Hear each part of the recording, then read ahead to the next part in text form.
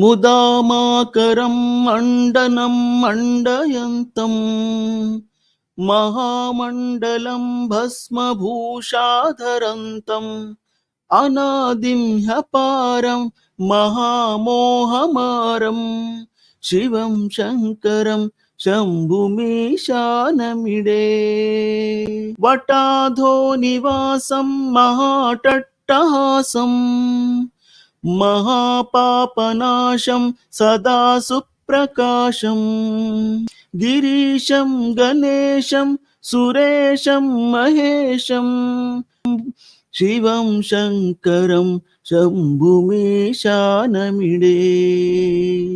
गिरीन्द्रात्मजा सङ्गृहीतार्धदेहम्